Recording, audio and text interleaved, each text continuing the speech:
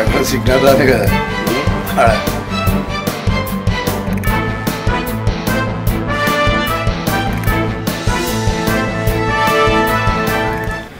నమస్తే V3 news Dubbaka దంగల్కి స్వాగతం. ఇప్పుడు ఎక్కడ చూసినా కూడా దుబ్బాక ఒక హాట్ టాపిక్గా మారింది. అటు అధికార పార్టీ కానివ్వండి, బీజేపీ పార్టీ మధ్యలో కానివ్వండి, మాటల యుద్ధం అలాగే పరస్పర దాడులు జరుగుతున్న నేపథ్యంలో ఈరోజు మన దుంగల్ దాంట్లో పాల్గొనడానికి కుంట్లూరు వెంకటేష్ గౌడ్ టీఆర్ఎస్ రాష్ట్ర నాయకులు అలాగే ముగులపల్లి ఉపేందర్ బీజేపీ నాయకులు మనతో పాటుగా ఉన్నారు. ముందుగా అధికార పార్టీకి సంబంధించినటువంటి వెంకటేష్ గౌడ్ తోటి మన డిబేట్ని స్టార్ట్ చేద్దాం. నమస్తే సార్. నమస్తే. ఓడిపోతామనే ఒక గట్టి నమ్మకంతోనే బీజేపీ పార్టీ అభ్యర్థులపైన కానివ్వండి, కార్యకర్తల వాళ్ళ పైన కానివ్వండి, మీరు పరస్పరంగా దాడులు ప్రత్యక్షంగా చేస్తున్నారని బీజేపీ ఆరోపిస్తోంది. దీనికి సమాధానం ఏంటి? ఓడిపోతామనే ప్రశ్న మాకు కాదండి. గతంలో 2 ఎలక్షన్లలో డిపాజిట్ లేకుండా పార్టీ భారతీయ జనతా పార్టీ. వాళ్ళకున్న సీటు కూడా ఒకటి, మాకు ఎన్ని సీట్లు ఉన్నాయండి? మేము ఓడిపోవడం ఏంటి? అధికార పార్టీ మామూలు జనరల్గా కూడా ఏం చేస్తారంటే సింపతి ఎప్పుడైనా ఒక వర్కౌట్ అవుతుంది, కానీ మా పార్టీకి అట్లా కాదు. కేసీఆర్ గారి నాయకత్వంలో ఎక్కడ చూసినా డెవలప్మెంట్ అనే ప్రతిపాదికను తీసుకొని గెలిపిస్తారు ప్రజలు ఎక్కడైనా. మేము ఇక్కడ పోవాల్సిన అవసరం లేదు. ఈ సందర్భంగా ప్రజలను కలవడానికి పార్టీ కార్డు పనిచేస్తుంది. సహజమైన రొటీన్గా జరిగే ప్రక్రియ ఎన్నికలన్నప్పుడు. మేము ఇంకోరికి డబ్బులు వంచి లేకపోతే ఇంకోరికి ఇరిగాల్సిన అవసరమే లేదు నాకు. ఎందుకంటే మా కాంపిటీషన్ అనుకున్నప్పుడు కదా, కాంపిటీషన్ కాదనుకున్నప్పుడు ఇంక దాని గురించి మేము డబ్బులు వంచడం ఏంటి, లేకపోతే ఇంకోళ్ళు ఇరిగించడం ఏంటి, ఇంకోళ్ళు ఇచ్చేయడం ఏంటి?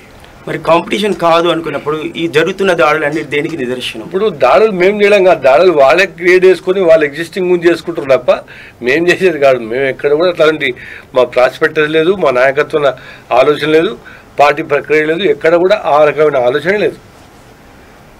కేసీఆర్ గారికి వెన్నతోటు పెట్టిన విద్య, రాజకీయము, అబద్ధాలు మరియు ఈ విధంగా ప్రజలను భయభ్రాంతులు చేయడము.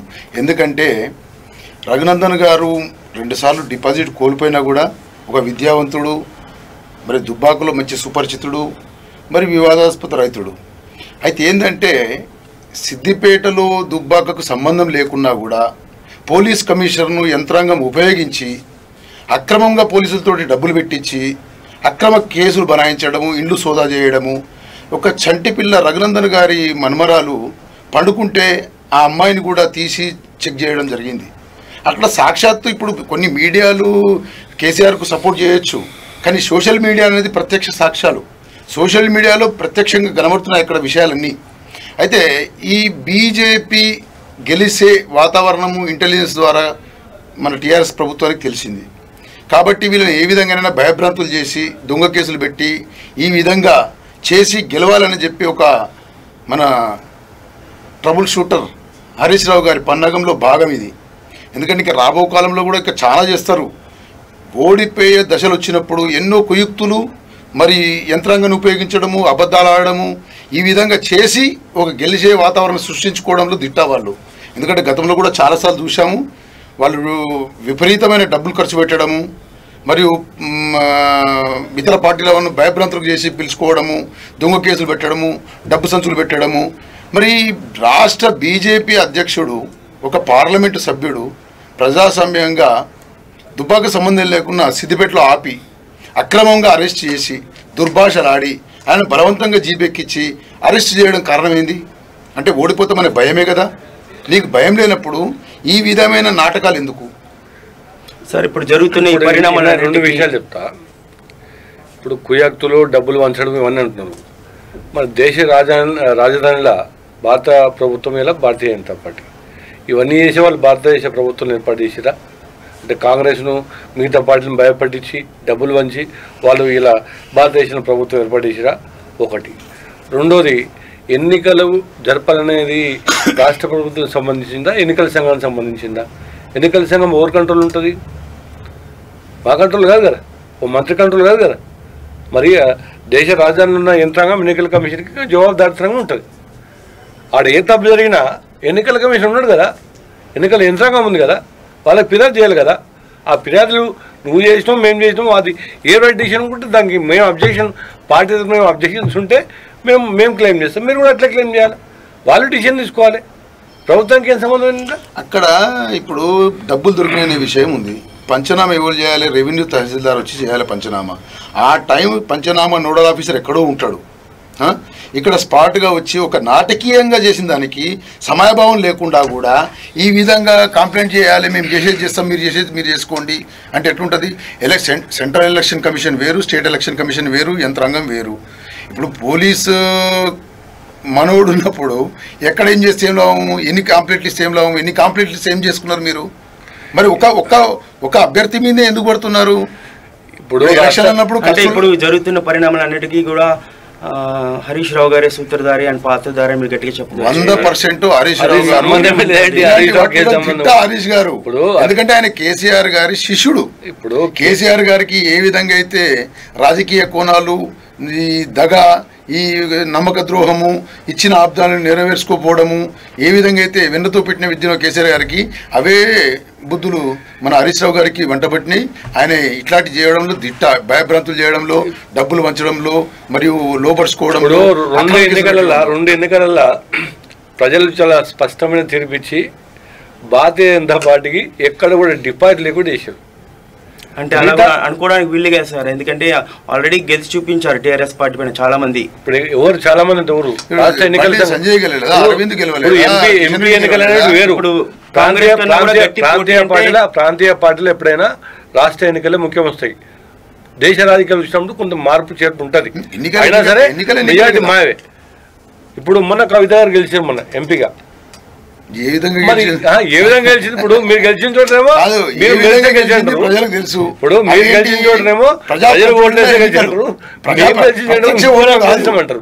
అది ఎంతవరకు కరెక్ట్? అది కరెక్ట్ కాదు. అది మీరేమంటారు? ఇప్పుడు కవిత గారు గెలిచిందంటే నిరుద్యోగ సమస్యను నిర్మూలించడంలో ఇంటిపూరు తట్టుకోలేక కేసీఆర్ గారు ఒక ఉపాయంగా ఏంటంటే రాజకీయ నాయకులు ఎన్నుకోబడే ఎమ్మెల్సీ అది ఎంపీటీసీలు జడ్పీటీసీలు అన్నీ వాళ్ళే ఉన్నాక ఎట్టి కవిత గెలవకపోతే ఇంకా ఆశ్చర్యం అవుతుంది. గెలవాలి అంటే ఓడిపోయారు కదా ఒకసారి. అది ప్రత్యక్ష ఎన్నికల్లో ప్రజలు ఓడిపించారు. అది ఇందిరాగాంధీ ఓడిపోయింది, రాజీవ్ గాంధీ విషయం కాదు. ఇప్పుడు మా ఉద్దేశంలో భారతీయ జనతా పార్టీ అంటే బ్యాటరీ లేని బల్బు. మనం బ్యాటరీ పెడితేనే బల్బు వెలగాలి, లేకపోతే బల్బు వెలగదు.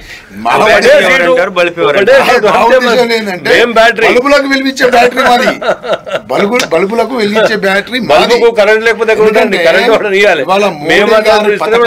ఎందరో ఆకర్షితుల యువకులు కానీ, వ్యాపారవేత్తలు కానీ, కర్షకులు కానీ, మహిళలు కానీ, ముస్లిం మహిళలు కానీ, త్రిపుల్ తలాక్ కానీ, 370 ఆర్టికల్ కానీ, 10% రిజర్వేషన్ కానీ. ఇప్పుడు హరీష్ రావు గారు దుబ్బాకలో కుల వృత్తుల వారితోటి మీటింగ్లు పెడుతున్నాడు. ఉదాహరణకు వైశ్య కార్పొరేషన్ ఇస్తాము, రిజర్వేషన్ కల్పిస్తామని పెట్టాడు. గతంలో బల్లగుద్ది కేసీఆర్ గారు వైశ్య కార్పొరేషన్ పెడతామని చెప్పి ఇంతవరకు పెట్టలేదు. ఇప్పుడు పెడతామని నమ్మకం ఏముంది? మరి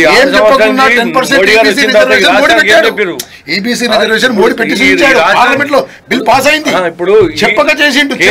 ఇక్కడ బీసీ మంత్రిత్వ శాఖ లేదు, ఓబీసీ పెట్టారు మంత్రిత్వ. ఇప్పుడు మిగతా శాఖలకు ఎట్లయితే మంత్రి ఉండో ఈ రోజు కూడా పార్లమెంట్ లో దాని గురించి బిల్ పాస్ చేయమని చెప్తే చేయరు. మరి మీకు బీసీల పట్ల, బడి వర్గాల పట్ల మీకు ఏమాత్రం కమిట్మెంట్ ఉంటే ఆయన కూడా బీసీనే కదా. మరి ఇప్పటిదాకా కేంద్ర ప్రభుత్వం అన్ని రాష్ట్రాల్లో పాటించినప్పుడు తెలంగాణ ఎందుకు ఇంప్లిమెంట్ చేస్తలేరు? గురించి మాట్లాడితే నేను దాని తర్వాత మాట్లాడను. ఎందుకంటే ఈ సందర్భమైన దుబ్బాక అనే అంశం పైన నేను మాట్లాడతా.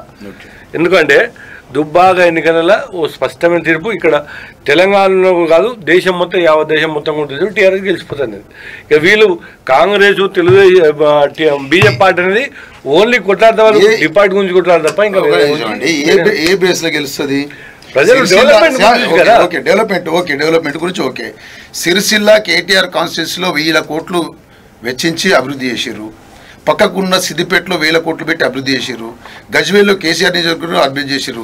కేసీఆర్ పుట్టిన చింతమడక, చదువుకున్న దుబ్బాకకు ఏ విధమైన అభివృద్ధి చేశారు మీరు? ఇప్పుడు చింతమడక 6 సంవత్సరాలు భారతీయ జనతా పార్టీ వచ్చి దేశంలో ఏం చేసినట్టు ఇప్పుడు సరే ఆర్టికల్ 376 అనేది అట్లా దాన్ని ఓకే, మేము కూడా అప్రిషియేట్ చేస్తాం. దాని గురించి కాదు, జీవన విధానంలో ప్రజలకు ఏమైంది, ఎంతవరకు మార్పు వచ్చింది, ఎన్ని ఉద్యోగాలు పడ్డాయి, ఎన్ని ఉద్యోగాలు రికమెండ్ చేశారు, ఎన్ని ఇండస్ట్రీస్ తెలంగాణకి ఇచ్చారు, అది చెప్పండి. ఓకే, ఇప్పుడు చింతమడకలో కేసీఆర్కి పోయి స్వయంగా 10 లక్షలు ఇంటికి ఇస్తా, మరి కుటీర పరిశ్రమలకు చేయి వృత్తి వాళ్ళకి ఇస్తా అని చెప్పిండు. చింతమడక ఒక్కటే ఆయనకు నియోజకవర్గమా? దుబ్బాకలు ఎన్ని గ్రామాలు లేవు, ఎంతమంది బీదోళ్ళు లేరు, ఎంతమంది లేరు? మరి నువ్వు అవినందుకు ఇవ్వలేదు. ఇప్పుడు ఆర్డర్ ఉంటుంది, 1 రోజుల 2 రోజుల 1 సంవత్సరం అయ్యేది కాదు. ఇప్పుడు గతంలో 50 సంవత్సరాలు పరిపాలించిన కాంగ్రెస్ పార్టీ 6 సంవత్సరాలు ముఖ్యమంత్రి అండి, 6 సంవత్సరాలు ప్రధానమంత్రి, చదువుకున్న ఊరు. ఇప్పుడు 6 సంవత్సరాలు ప్రధానమంత్రి ఉన్నారు కదా, మరి మీ తెలంగాణకి ఏం చేయండి చెప్పండి. మీరు చెప్పండి, పోనీ మీ 4 ఎంపీలు కదా ఏం చేశారు చెప్పండి. ఏం చేయలేదు చెప్పండి. కొత్త ఇండస్ట్రీ ఆర్టికల్ తెలంగాణకు సంబంధించింది కదా, 10% రిజర్వేషన్ తెలంగాణకు సంబంధించింది కదా. ఏమన్నా 370 ఆర్టికల్ తోటి తెలంగాణ ప్రజలు కడుపు నిండేది కాదు. తెలంగాణ కడుపు నిండడానికి మీరు తీసుకొచ్చిన పారిశ్రామిక రంగం ఏంటి, డెవలప్మెంట్ ఏంటి, కొత్త స్కీమ్స్ ఏంటి, మీ ఇండస్ట్రీ డెవలప్మెంట్కు మీరు ఇచ్చిన ఎంప్లాయ్మెంట్ ఏంటి, గవర్నమెంట్ నోటిఫికేషన్స్ ఏంటి, సెంట్రల్ గవర్నమెంట్ నోటిఫికేషన్ అది చెప్పండి నాకు. ఇప్పుడు నిరుద్యోగ వృత్తిని ఎంత నిర్మూలించిండో మీకు తెలుసు. 10% రిజర్వేషన్ ద్వారా కొంతమంది ఉన్నత విద్యార్థులు ఐపీఎస్ ఐఏఎస్ ర్యాంకులు కొట్టిరు బికాజ్ ఆఫ్ 10% రిజర్వేషన్ గురించి.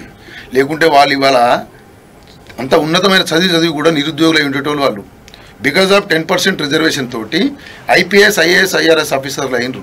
ఒక 10 మంది పేర్లు చెప్పండి. ఇప్పుడు ఇలా కేంద్ర ప్రభుత్వం తోటి, కేంద్ర ప్రభుత్వం తీసుకున్న జీవో వల్ల, ఒక నోటిఫికేషన్ వల్ల ఎవరికి ఉపయోగం చెప్పండి. 3 ఎకరాలు ఏమైనాయి, మీ 1,00,000 ఇల్లులు ఏమైనాయి, మీ నిరుద్యోగ వృత్తులు ఏమైనాయి, మీరేం చేసి చెప్పండి. కొద్ది మందికి ఇచ్చి ఆపేస్తారని. ఇప్పుడు నేనేమంటున్నా, ఇప్పుడు దేనికైనా గవర్నమెంట్ ముందు ఒక టాస్క్ ఉన్నప్పుడు దాని క్రమంగా ఒక పద్ధతి ఉంటుంది. ఆ పద్ధతి ప్రకారం ఓటు రేట్ల పోదు. ఇప్పుడు ఇదే ప్రశ్నలు మేము ఇంకా మిగతా పార్టీలు నడితే, ఇప్పుడు ఎందుకంటే వీళ్ళకి అధికారం లేదు కాబట్టి చేయలేదు. అధికారంలో కాంగ్రెస్ పార్టీ కానీ తెలుగుదేశం పార్టీ కానీ గతంలో ఏం చేసినా దానికన్నా 100 రెట్ల మెరుగైన ఎన్నో సంక్షేమ పథకాలు మేము తీసుకున్నాము, ఎన్నో డెవలప్మెంట్ తీసుకున్నాము.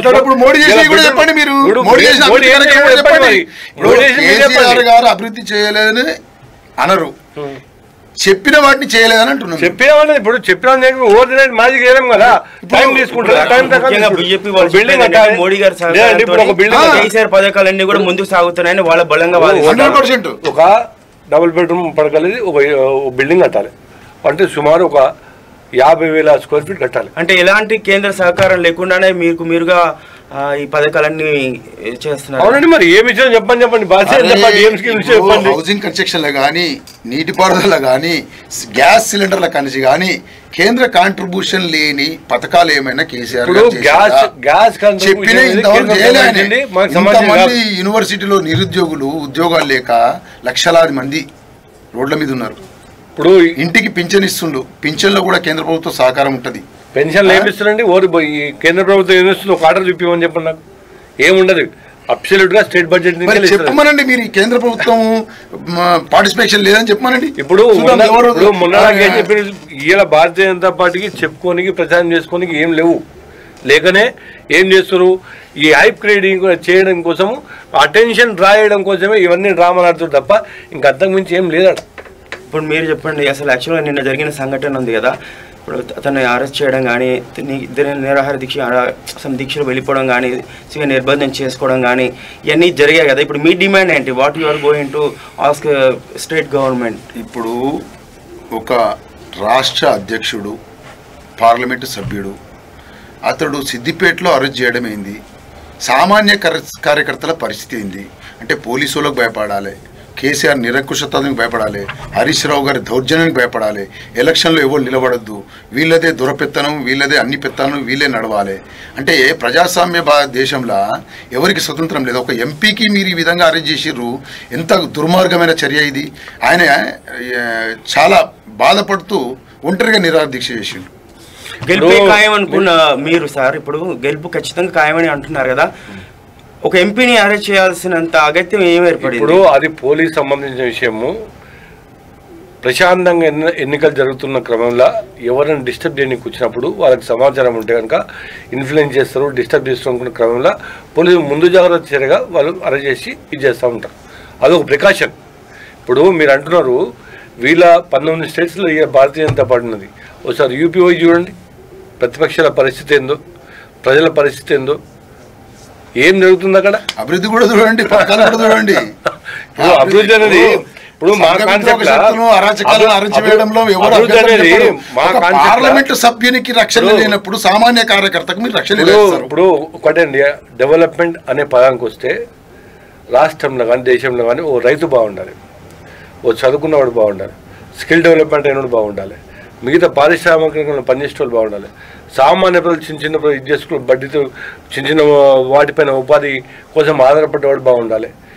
ఈ సెక్షన్ బాగున్నప్పుడే అది డెవలప్మెంట్ అయినప్పుడు మేము గ్రహిస్తున్నాం. ఇవాళ కేసీఆర్ గారి నాయకత్వంలో మిషన్ కాకతీయ, మిషన్ భగీరథ అద్భుతమైన, అంటే దేశంలో ఒక గొప్ప పని. అంటే ప్రతి రైతుకు, ప్రతి రైతాంగానికి నీళ్ళు పోవాలి, 1 కోటి ఎకరాలు పండేయాలనే కళ సాకారం చేసుకుని ఇలా రైతులందరూ దేవుని లెక్క మొక్కుతున్నారు. పాలమూరు, నల్గొండ, మిగతా జిల్లాలు చూడండి ఇట్లా మొక్కుతున్నారు. ఇంటింటికి నల్ల అన్నారు. ఆల్మోస్ట్ 85-90% మొత్తం తెలంగాణ రాష్ట్రంలో ప్రతి ఇంటికి నల్లపోయింది.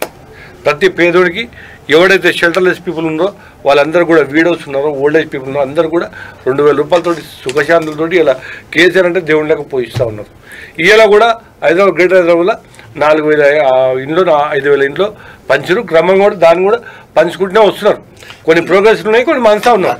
ఇప్పుడు ఒక ఎంపీని ఇలా అరెస్ట్ చేయడం వల్ల ప్రజల్లో టీఆర్ఎస్ పార్టీకి వ్యతిరేక భావం ఏర్పడుతుందని మీరు లేదండి. ఇప్పుడు ఎంపీని అరెస్ట్ చేసినంటే ప్రికాషన్ గా, ఎందుకంటే ఇప్పుడు ప్లస్ పాయింట్ అవుతుంది బీజేపీ వాళ్ళకి. ప్రివెంటివ్ ఎంపీని అరెస్ట్ చేస్తారంటే ఏమన్నా ఇక్కడ కాదు, ఎక్కడైనా సరే ఎంపీ కానీ ఇంకోరైనా ఎవరైనా సరే ఏం చేస్తారంటే ప్రివెంటివ్ మెజర్స్లో కొన్ని ఉద్రిక్తమైన వాతావరణం ఉన్నప్పుడు కానీ, టెన్స్గా ఉన్నప్పుడు కానీ, లేకపోతే ఇంకా ఇన్ఫ్లుయెన్స్ చేస్తారు అనుకున్నప్పుడు కానీ ప్రివెంటివ్ మెజర్లో అరెస్ట్ చేస్తారు. అందులో బాగా ఆయన కూడా అరెస్ట్ చేసినవచ్చు, అంతే తప్ప ఇంకా చేయడంలో చాలా రకాలు ఉంటాయి. ఎందుకంటే ఒక ఎంపీకి ఇచ్చే గౌరవం ఇవ్వాలి, రాష్ట్ర అధ్యక్షునికి ఇచ్చే గౌరవం ఇవ్వాలి. గౌరవంగా అరెస్ట్ చేయొచ్చు. సార్ మీ ద్వారా శాంతి భద్రతకు విఘాతం కలుగుతుంది, మీది దుబ్బాక కాదు సిద్దిపేటలో చేసిరు. ఆయన దుబ్బాకలో చేస్తే అక్కడ ఎలక్షన్ కోడ్ ఉంది, ఏదో ఉంది, అక్కడ ఏదో శాంతి భద్రత భంగం కలుగుతుందని మనం ఆలోచించవచ్చు. కానీ సిద్దిపేటలో ఒక ముఖ్య నాయకుడు, రాష్ట్ర అధ్యక్షుడు, ఒక ఎంపీ, అదే విధంగా ఇప్పుడు సార్ చెప్పిన దాంట్లో కూడా నిజం ఉంది కదా. ఏమన్నా తప్పు చేస్తే వేడి ఉన్న వాతావరణం వెళ్ళలేదు కదా. యంత్రాంగం తప్పు చేస్తే ఎన్నికల సంఘం, ఎన్నికల సంఘానికి అబ్సల్యూట్ గా అక్కడ ఎన్నికల కోడ్ లేదు కదా సిద్దిపేటలో. ఇప్పుడు ఎన్నికల కోడ్ లేదు కదా. ఇప్పుడు అవుట్ అండ్ రైట్ ఇది ఉంటుంది. ఎందుకంటే ఎన్నికల సంఘం, ఎన్నికల కమిషనర్ కి అవుట్ రైట్ అంత అధికార యంత్రాంగం ఎవరైనా సస్పెండ్ చేయొచ్చు. అట్లా గతంలో ఎన్నో సందర్భాలు చూస్తాం మనం. మన ఆంధ్రప్రదేశ్ పక్క రాష్ట్రం కూడా చూస్తాం మనం. రమేష్ కుమార్ ఎన్నికల కమిషనర్ ఏం జరిగిందని చూస్తాం. అట్లా ఇలా ఎవరింటే ఇప్పుడు టూకీగా ఎవరిని అడిగినా తెలంగాణ ప్రజల్లో ఇట్లా కళ్ళు మూసుకుని ఎవరు కలుస్తారంటే కేసీఆర్ జెండా వెంకటేష్ గారు. సిద్దిపేటలో రఘునందన్ గారి ఇంట్లో వాళ్ళ భార్య, వాళ్ళ మామ ఉన్న ఇంట్లో సిద్దిపేటకు దుబ్బాకకు సంబంధమా? వితౌట్ నోటీసు పోలీసు వాళ్ళు వెళ్ళి చెక్ చేయొచ్చా మీ ఉద్దేశం? ఇప్పుడు నేను దాని గురించి ఎట్లా అండి, ఇప్పుడు సమాచారం ఏముంది, ఇప్పుడు వాళ్ళకి సమాచారం ఏముంది, ఇప్పుడు డబ్బులు పెట్టి అక్కడ నుంచి తీసుకొచ్చుకునే సమాచారం ఉందే వాళ్ళకు. అయితే అధికార పార్టీ డబ్బు సరఫరా చేసి ఇది వీళ్ళ వాదన. ఇప్పుడు వీళ్ళేమంటారు, ఇప్పుడు ఆ ఇంట్లో పెట్టి చదవాల్సిన నోటీస్ ఉందంట. నోటీస్ ఇప్పుడు నీకు ఏం లేకపోతే నోటీస్ ఎందుకండి? నోటీస్ నోటీస్ ఎట్లా పోతారండి? ఇప్పుడు నేనేమన్నా, ఇప్పుడు సమాచారము వాళ్ళకు డబ్బులు వచ్చింది అనుకోండి, నాయకులు గారు ఎవరైనా సెర్చ్ చేస్తారు మామూలు పోలీసు వాళ్ళు. అంటే రూల్ ప్రకారం. సిద్దిపేటలో ఎంపీ గారు సంజీవ్ గారిని ఎందుకు అరెస్ట్ చేశారు చెప్పండి? ఆయన కారులో ఏమన్నా మంది సీసాలు ఉన్నాయా? దొంగ డబ్బు ఉందా? ఏమన్నా టెర్రరిస్ట్ ఆయన నక్సలైటా లేకుంటే ఇంకేదన్నా? ఎందుకు అరెస్ట్ చేసి సిద్దిపేటలో? అది దుబ్బాకనా ఏమన్నా? ఇప్పుడు ఎందుకు అరెస్ట్ చెప్పండి ఎందుకు అరెస్ట్ చేసిన దానిపై ఏంటంటే పోలీసులు ఇంకా సమాచారం ఏందన్నది దానికి కొంచెం క్లుప్తంగా పోవాలి, చెప్పాలి కదా. మీరు సంఘ విద్రోహం చేసిర్రు, కారణం చెప్పండి, మీ ప్రూఫ్స్ చూపించాలి. ఏమంటున్నా దానికి రెస్పాన్సిబుల్ ఎవరు ఉంటారు? మీరు చెప్పండి. మీరు యంత్రాంగం ఇప్పుడు నేను పొలిటికల్ లీడర్ గా కేసీఆర్ గారు ఆర్డర్ చేసింది కదా, హరీష్ రావు గారు ఆర్డర్ చేసింది. ఇప్పుడు వాళ్ళకున్న సమాచారం ప్రకారంగా ఏమైనా క్యారీ అవుతున్నాయి, డబ్బులు క్యారీ అవుతున్నాయి, ఇన్ఫ్లుయెన్స్ చేయడానికి వస్తున్నారు, డబ్బులు అంతా అనే సమాచారం. ఇప్పుడు సర్చింగ్ అనేది ఒక అట్మాస్ఫియర్ లో ఎక్కడైనా అరెస్ట్ ఎందుకు చేసిరు? సర్చింగ్ చేసి పెట్టాలి, ఒక ఎంపీకి గౌరవం ఇచ్చి పెట్టాలి. అరెస్ట్ ఎందుకు చేశారు అంత క్రూరంగా? ఒక కమిషనరు మెడలు పట్టుకొని కళ్ళ కూర్చుంటే ఒక మండలాధ్యక్షుడు కాలు ఇరిగిపోయింది. ఇప్పుడు అంటే అంత ఘోరంగా చేయాలి. తెలంగాణ మూమెంట్ లో మేము తెలంగాణ గురించి అడిగితే ఇక్కడ లోపలేసి మా హరీష్ రావును స్వామి గౌడ్ని అంతా ఎంత ఇబ్బంది పెట్టారో ప్రజలందరూ తెలుసు. అంటే ఫిజికల్ గా మ్యాన్ హ్యాండిల్ చేసారు. అంటే గవర్నమెంట్ ఏర్పడక ముందు వాళ్ళపైన జరిగింది. వాళ్ళు పోరాటం మీరు ఉద్యమకారులు, మనం ఒక ఉద్యమకారులం, అన్ని పార్టీలు తెలంగాణ కోసం పోరాడినాయి. ఇక్కడ ఒక రాష్ట్ర అధ్యక్షుడు, ఒక ఎంపీ గౌరవప్రదమైన హోదా ఉంది. ఇది దుబ్బాక కాదు, సిద్దిపేటలో. సరే పోలీస్ సమాచారం ఉంది, వెహికల్ చెక్ చేయండి, అలా ఏమైనా సారా బాటిల్ దొరికినాయా, గన్నులు దొరికినాయా, ఇంకేమైనా దొరికినాయా, గంజాయి దొరికిందా, ఇంకేమైనా దొరికిందా, దొరికి సార్ మీరు ఇట్లా సంఘ విద్రోహం చేస్తున్నారు, ఎలక్షన్ కు ఆటంకం అవుతుంది, మిమ్మల్ని అరెస్ట్ చేస్తున్నామని ఒక ఇంటిమేషన్ ఇచ్చిరా? లేదు. అది దుబ్బాక కాదు, సిద్దిపేటలో. అలా ఏం దొరకలేదు. ఒక ఎంపీని సామాన్యమైన కార్యకర్త లెక్క మెడల్ బట్టి కూర్చోబెట్టడము, ఒక మండలాధ్యక్షుని కాలిరగొట్టడము, సంబంధం లేని దుబ్బాక సంబంధం లేని సిద్దిపేటలో అరెస్ట్ చేయడము, ఇది మీకు సమంజసమా? దుర్వినియోగమా కాదా? అహంకారమా కాదా? ఇప్పుడు ఏ మంత్రి కానీ ఏ ఎమ్మెల్యే కానీ ఇట్లా ఇండిషన్ బిహేవ్ చేయమని చెప్పారు ఎవరైనా? మీకు తెలిసే సమాచారం చెప్పండి. ఇప్పుడు ప్రివెంటివ్ మెజర్స్ లైక్ ఏం చేస్తారంటే, ఎక్కడైనా ఇప్పుడు మనం ఇది ప్రగతి భవన్ ముట్టాడు అన్నాం, ఏం చేస్తారు పోలీసు మొత్తం యంత్రాంగం మొత్తం హైదరాబాద్లో చుట్టుపక్కల ప్రాంతాల్లో ఎక్కడ కార్యకర్తలు ఉంటే అక్కడ అరెస్ట్ చేసి కూర్చోబెడతారు. అవసరమైన అరెస్ట్ చేస్తారు, మిగతాని రోడ్ల మీద పట్టుకుంటారు, అరెస్ట్ చేసి ప్రివెన్షన్ చేస్తారు. అట్లా కూడా వాళ్ళకున్న సమాచారం ప్రకారంగా ప్రివెన్షన్ అరెస్ట్ చేసిన ఏమన్నా ముట్టడిచ్చిండా, ముట్టడి కార్యక్రమం ఇచ్చిండా, దౌర్జన్య కార్యక్రమం ఇచ్చిండా? ఇప్పుడు నేనేమంటున్నా, అక్కడ జరుగుతున్న కొన్ని ఇన్సిడెంట్లు కావచ్చు, పోలీసులు తీసుకున్న చర్యలపైన వీళ్ళకున్న సమాచారం కావచ్చు, దానిపైన తినేమని చేద్దామనే ఆలోచన ఉండొచ్చు. ఆలోచనకు ఇట్లా వస్తుందని తెలిసినప్పుడు మంది మార్బల్ వేసుకొని వస్తుండ అనుకున్నప్పుడు ప్రివెన్షన్ అరెస్ట్ చేస్తారు. నీకు ఏం దొరకనప్పుడు ఎందుకు అరెస్ట్ చేసి తీసుకుపోయారు కరీంనగర్ కు? ఇప్పుడు మీ ఉద్దేశం కరెక్టే, అన్ని దొరుకుతాయేమో, సమాచారం ఉందేమో అరెస్ట్ చేసిర్రు. మరి ఏం దొరకనప్పుడు స్వచ్ఛందంగా గౌరవప్రదంగా మీరు వెళ్ళొచ్చారని చెప్పొచ్చు కదా. మరి అక్రమంగా అరెస్ట్ చేసి కాలిరగొట్టి మెడల్ బట్టి నూకి బలవంతం కూర్చోబెట్టి కరీంనగర్ తీసుకుపోవాల్సిన అవసరం ఏమున్నది? మీరే అన్నారు ఏమైనా ఉండవచ్చు, సమాచారం ఉండొచ్చు అని అన్నారు. మరి ఏం లేనప్పుడు అయితే స్వచ్ఛందంగా గౌరవం అయితే ఇవ్వాలా వద్దా? ఇప్పుడు 100% గౌరవం ఇవ్వాలని ఇప్పుడు ఎక్కడ ఇచ్చారు? ఎంత దౌర్జన్యం మీరు చూశారు కదా. ఇప్పుడు ఎంత దౌర్జన్యం అది. ఇప్పుడు సోషల్ మీడియాలో అట్లా ఇట్లా వస్తూ ఉన్నాం, మనం చూస్తూ ఉన్నాం. కానీ టీఆర్ఎస్ ప్రభుత్వానికి ఒక ఎంపీని ఇచ్చేవలసిన నిశ్చితి ఎక్కడ కనపడ్డది కదా. ఎందుకంటే మీరు చూశారు, మీరు విన్నారు. తప్పకుండా ఎన్నికల కమిషన్ తప్పకుండా చర్య తీసుకుంటది, లేకపోతే ప్రభుత్వం చర్య తీసుకుంటుంది. అదే ఇప్పుడు ఖచ్చితంగా తప్పని చర్య ఉంటుంది. ఎందుకంటే తప్పుడు అనుకున్న తర్వాత ఒక విచారణ ఉంటుంది, విచారణ కమిటీ చేస్తారు, దానికన్నా ఇన్స్టెంట్ జరగదు. ఎందుకంటే ఏ సందర్భంలో తీసుకోవాల్సిన మేము మీ అనాలిసిస్ ప్రకారం, మీకు తెలిసిన సమాచారం ప్రకారం ఇది తప్ప కాదా? ఇప్పుడు ఏది ఏమంటున్నా, సమాచారము పూర్తి సమాచారం లేకుండా నేను కూడా మాట్లాడు. ఎందుకంటే నేను ఎక్స్పెక్టేషన్ ఏంటంటే ప్రివెంటివ్ అరెస్ట్ అని నేను అనుకుంటా. ప్రివెంటివ్ అరెస్ట్ ఏంటంటే టు ఎస్టాబ్లిష్ సమ్, అంటే ప్రివెంటింగ్ దాంట్లో మ్యాన్ హ్యాండ్లింగ్ అవన్నీ కూడా ఉండవు కదా. మ్యాన్ హ్యాండ్లింగ్ ఇక్కడ జరగదండి. కాడు విరిగొట్టారు, వచ్చిన విషయాలే కదా. కాలు ఇరగొట్టడం, ఇప్పుడు కాలు ఇరగొట్టడం మన పోలీసుల జాబ్ అండి, అలా కాదు. బట్ విరిగింది అని, ఇప్పుడు విరిగితే తోపులాట్ల ఇక్కడ వచ్చిన రాడ్ తగిలితే విరిగిపోవచ్చు, ఏమైనా అంతే తప్ప ఏదైనా కూడా ఇన్సిడెంట్ కాదు కానీ ఏదైనా కూడా అది సంఘటన కారణం. మీరే తోపులాడుకుంటాం, తోపులాడుకున్నప్పుడు కింద పడినప్పుడు ఏమైతే పోలీసు వాళ్ళ బాధ్యత కరెక్ట్ కాదు.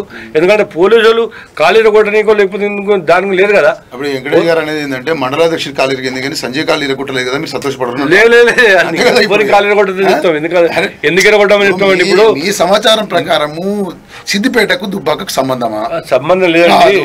బీజేపీ రాష్ట్ర అధ్యక్షుడు ఎంపీ, మీరు సమాచారం మేరకు పోలీసు వాళ్ళు మీరు ఏమైనా చేసుకోండి, నేను వద్దంటలేను. కానీ ఏం దొరకనప్పుడు స్వచ్ఛందంగా మర్యాద పూర్వకంగా పంపించే బాధ్యతన కాదా? మీరు ఆడ అధికార దుర్వినియోగాన్ని, రౌడీజాన్ని భయభ్రాంతులకు చేసి అంటే మేము ఒక ఎంపీ రాష్ట్ర అధ్యక్షునికే చేసాం, సామాన్య కార్యకర్తలు మీరెందరా, మీ బతికెంతరా అన్నట్టు పోలీసుల మీకి మొత్తం భారతీయ జనతా పార్టీ కార్యకర్తలు రౌడీలాగా బిహేవ్ కోసం మరి చేస్తారు. హక్కుల కోసం పోరాడుకుంటే ఎలాగైనా కార్యకర్తల్లో ఒక ఆవేశం అంటూ వస్తుంది. ఇప్పుడు ఆవేశం వచ్చినప్పుడు ప్రభుత్వ యంత్రాంగం పైన అది వ్యవస్థను రక్షించే పోలీసులపై దౌర్జన్యం కరెక్ట్ కాదు కదా. ముఖ్యంగా యాక్చువల్గా ఎవరైనా సరే పోలీసు స్థలాన్ని ఇవ్వని చూడరు. అవసరం వస్తే అటాక్ అనేది చేస్తారు, కార్యకర్తలు ఇవ్వండి, ఈవెన్ మనుషులైనా మనమైనా సరే. ఇప్పుడు మనము ఆవేశం వచ్చినప్పుడు మన లిమిట్స్ దాటిపోతే కనుక దానికి ఇంకో వైలెట్ అవుతాయి కదా. అదే కదా నాయకుడిని అరెస్ట్ చేసి మ్యాన్ హ్యాండ్లింగ్ చేయడం అంటే ఈవెన్ అందరికీ వస్తుంది, చూసే పబ్లిక్ కూడా వస్తుంది. ఒక ఏమంటారు అమర్యాదగా ప్రవర్తిస్తే ఈవెన్ మనుషులు ప్రతి ఒక్కరికి వస్తుంది ఆ ఫీలింగ్. ఇప్పుడు మరి మీకు ఫీలింగ్ వచ్చినప్పుడు మీరు తప్పు చేసిన వాడు తప్పు చేసినప్పుడు ఇంకా వాళ్ళపై ఎవరి పైన చర్య తీసుకోవాలా? మీ డిమాండ్ ఏంటి? యాక్చువల్గా నిన్న జరిగిన దానికి మీరు ఏమంటున్నారు? మీరు ఎలాంటి డిమాండ్స్ అడుగుతున్నారు? ఇక్కడ కమిషనర్ ఐపీఎస్ కమిషనర్ గారు ఆయన ఒక టీఆర్ఎస్ కార్యకర్తగా వర్క్ చేస్తున్నాడు. అక్కడ సిబ్బంది యంత్రాంగం రెవెన్యూ సిబ్బంది కూడా మొత్తం ప్రభుత్వానికి లొంగి పనిచేస్తుంది. అంటే ఇప్పుడు కూడా టీఆర్ఎస్ గుప్పిట్లో ఉండి వాళ్ళు చేస్తే ఎందుకంటే వాళ్ళకు ఇండైరెక్ట్ గా ఓటమి జీర్ణించుకోలేకపోతున్నారు.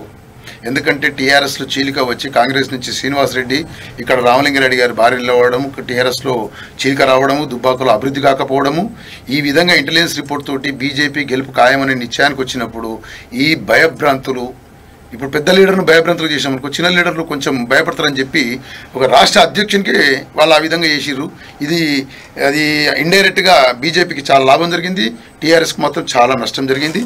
ఇక రాబో కాలంలో కూడా మా పార్టీ నాయకులు ఎలక్షన్ కమిషన్ కానీ మరి డీజీపీ గారు కానీ కేంద్ర ప్రభుత్వానికి కానీ విన్నవించి ఇలాంటి పరిణామాలు జరగకుండా, ఇంకెందుకంటే ఎలక్షన్ ముందు ఉంది, ఎన్నో విధాలు ఇంకా చేసే ప్రయత్నాలున్నాయి. వాళ్ళ స్కెచ్లో ఇది ఒక భాగం, ఒక ఫస్ట్ భాగం. ఇలాంటి ఇంకెన్నో జరుగుతాయి. అయినా కూడా బీజేపీ కార్యకర్తలు ఎటువంటి వాటికి లొంగకుండా ధైర్య సాహసాలతోటి ప్రతి ఒక్క బీజేపీ కార్యకర్త ఒక 100 మంది కార్యకర్తలు సమానంగా సచ్చీలుడైన విద్యావంతుడైన ఎల్ఎల్బి చదివిన రఘునందన్ గారికి కంపల్సరీ ఓట్లేసి గెలిపిస్తారు. ఇది మా మంచి కోసమే జరిగిందని మేము భావిస్తున్నాం. పొరపాటు జరిగిందండి, శాంతి భద్రతను కాపాడడానికి మీరు చేసిన ప్రక్రియ అనుకోండి ఏదైనప్పటికీ కూడా బీజేపీకి అది ఒక ప్లస్ పాయింట్ అవుతుందని గట్టిగా చెప్తున్నారు. నేను కంక్లూడ్ చేస్తుందని ఈ కంక్లూజన్ కథం చేద్దాం.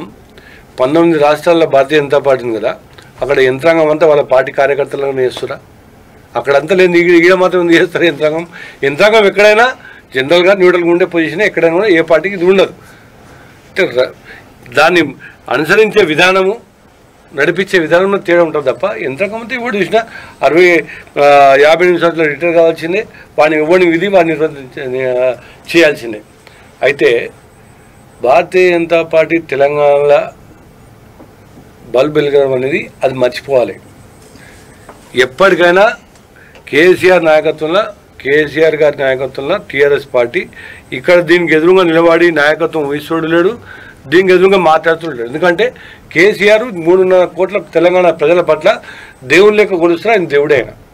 ఎందుకంటే ఆయన మనస్తత్వము ఒక చిన్న సమస్య పైన వచ్చిందంటే ఎంత లోతుగా పరిశీలన చేసి దాని పట్ల డిబేటు అంటే 10 గంటలు 12 గంటలు 20 గంటలు కూడా కూర్చొని దానిపైన క్షుణ్ణంగా పరిశీలించి ఇది ఏ విధంగా దీన్ని ఈ ప్రక్రియను కొనసాగిస్తే ప్రజలకు లాభం జరుగుతుంది అనే దానిపైన చాలా సూక్ష్మంగా ఆలోచన చేసి తగిన నిర్ణయాలు తీసుకొని తెలంగాణ ప్రజలు బాగుండాలి, చిన్న మధ్యతరగతి పెద్ద తరగతి పిల్లలను ఈ వర్గాలన్నీ కూడా డెవలప్ అవ్వాలని అనేక రకమైన స్కీములు ఆలోచన చేస్తూ ఎప్పటికప్పుడు కొన్ని అంటే నేను అనుకోవడం ఏంటంటే ఒక 5 సంవత్సరాల కాలంలో మొత్తం రాష్ట్రాన్ని దేశాన్ని డెవలప్ చేస్తుంది యువంతరం కాదు, ఓ సర్టన్ టైం అనేది కావాలి. ఆ టైంలో ఆ భాగంగా ఈ రోజు వరకు చేసిన దాంట్లో 50 సంవత్సరాలని చేయలేని పనులను కూడా 6 సంవత్సరాలు జరిగినాయి. అది నిదర్శనము 50 చూపిస్తున్నాయి. ఇలా గురుకుల పాఠశాలలు, ఇప్పుడు గురుకుల పాఠశాలలు సుమారు 1000 గురుకుల పాఠశాలలు. ఇలా పేదవాడికి ఇంతకుముందు పురుగులను పెట్టేది, పేద పిల్లలకు దొడ్డు రైస్ పెట్టేది. ఇలా ఒక్కొక్క పిల్లడి మీద ₹1,00,000 టీఆర్ఎస్ ప్రభుత్వం ఖర్చు పెడతారు. అలాంటివి ఎన్నో చేస్తా ఉన్నారు. జిహెచ్ఎంసీ ఎన్నికల్లో గత ఎన్నికలలో గుంతలు చూస్తే ₹1000 ఇస్తామన్నారు. ముందు చూపు లేక, డ్రైనేజ్ వ్యవస్థ లేక, నాలాలు మరి చెరువులు అక్రమంగా వీళ్ళు ప్రోత్సహించి ఇలా హైదరాబాద్ పరిస్థితి ఏంది? ఇప్పుడు మీ డెవలప్మెంట్ 6 ఏళ్లలో ఏం జరిగింది?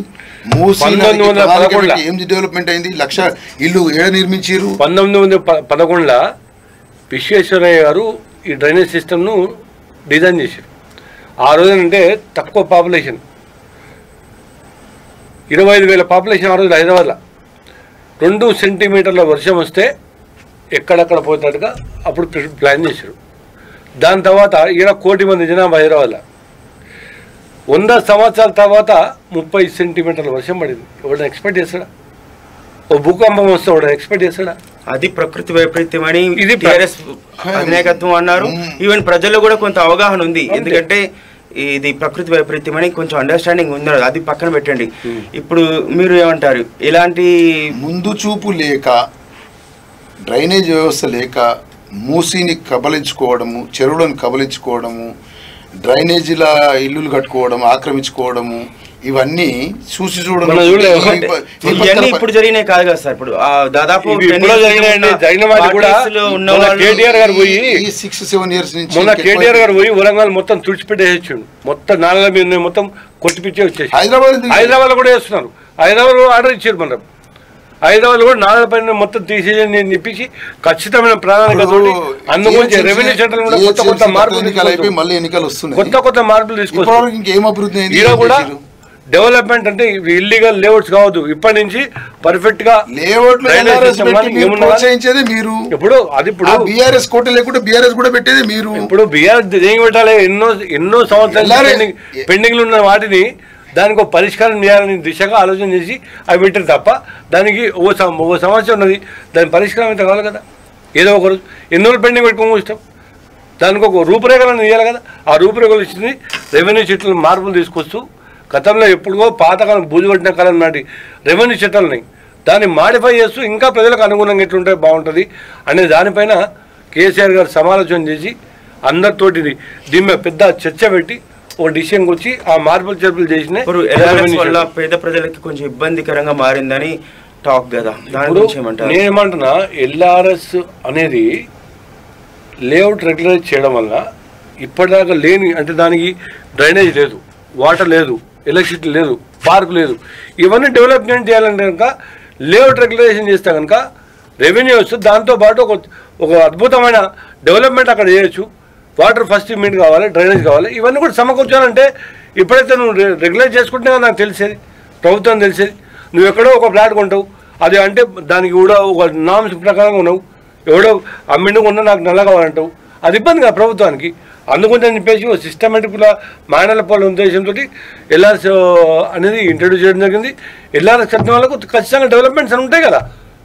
ఆ డెవలప్మెంట్స్ గురించే కొత్త చట్టం, రెవెన్యూ చట్టంలో చాలా మార్పులు జరుగుతున్నాయి. ఇంకా నేను అనుకోవడం 29కు 30 తారీఖు కొత్త క్లారిటీ వస్తుంది. దానివల్ల ఈ సంవత్సరంలో వచ్చే సంవత్సరంలో ఒక అద్భుతమైన అంటే ఇంకా ఏ లిటిగేషన్ లేకుండా ప్రజలందరూ కూడా సంతోషంగా ఇది నాదే అని చెప్పుకునే విధంగా చట్టంలో మార్పులు చేపులు తీసుకొచ్చే ప్రయత్నం దిశగా కేసీఆర్ కొనసాగుతున్నాం. అదే ఆ ప్రక్షాళన అయిపోయిన తర్వాత తెలంగాణ ప్రజలందరూ కూడా అరు చేతులు దండం పెడతారు ఖచ్చితంగా. ఎందుకంటే అన్ని మార్పులు తీసుకొస్తూ ప్రజలకు ఏ సుఖ సంతోషాలతో ఉండాలి, ఏ ఇబ్బంది పడుతున్న ఉద్దేశంతో కేసీఆర్ ప్రయత్నం చేస్తున్నారు. మీరేమంటారు సార్? ఇప్పుడు ప్రతిపక్షాలు ఎన్ని గొడవలు సృష్టించినా గెలవడం కోసం కేసీఆర్కి ప్రజల్లో ఒక బలమైన అభిమానం ఉంది. కేసీఆర్ అంటే ఒక దేవుడు, దైవ సమానం అనే అభిమానం ఉంది ప్రజలు. కాబట్టి కేసీఆరే ఖచ్చితంగా టీఆర్ఎస్ పార్టీ గెలుస్తుందని సార్ చెప్తున్నారు. What about you? మీరేమంటారు? మీరు ఎలా ఈ పరిస్థితిని ఎదుర్కోబోతున్నారు? అంత గట్టిగా చెప్తున్నప్పుడు మీరు ఎలా టీఆర్ఎస్ వ్యక్తిగతం మీద డెవలప్మెంట్ మీద మాత్రం గెలవలేదు. కేసీఆర్ తెలంగాణ అనే సెంటిమెంట్ ముసుగుతోటి గెలిచిండు. ఫస్ట్ టైం తీసేస్తే కేసీఆర్ నిజ స్వరూపం. ఫస్ట్ టైం మీరు అన్నారు okay, first time Telangana sentiment గెలిచిండు. ఫస్ట్ టైం గెలిచింది 60 సీట్లు 62 సీట్లు కదా. మరి సెకండ్ టైం గెలిచి 80 సీట్లు గెలిచాం కదా. మరి మీరు 80 సీట్లు అంటే ప్రలోభాలకు పెట్టి గుంజుకున్నాయి. ఎంత ప్రలోభ పెట్టినా కూడా 19 రాష్ట్రాల్లో వీళ్ళు అధికార దుర్వినియోగము, ప్రలోభాలు పెట్టారు, డబ్బులు పంచారు, మందు పంచారు, అందరూ పంచారు. ఎవరు లేరు, ఈవెన్ ఇండిపెండెంట్ పంచారు డబ్బులు. ఇప్పుడు ఎంత డెవలప్మెంట్ చేసాడు హైదరాబాద్ అనేది జిహెచ్ఎంసీ ఎన్నికల్లో ప్రజలు నిర్ణయిస్తారు కంపల్సరీగా. బీజేపీకి అక్కడ మొత్తం మొన్న వర్షాలకు ఏర్పడ్డది. ఏ విధంగా రోడ్లు బయటకు వచ్చినాయి, ఏ విధంగా డ్రైనేజ్ అయినాయి, ఏ విధంగా శవాలు కొట్టుకపోయినాయి, ఏ విధంగా ఇళ్లలో నడి రోడ్డు మీద అంటే ముందు చూపు లేక ఇవన్నీ ప్రతి ఒక్కటి అట్లా కంక్లూడ్ చేద్దాం.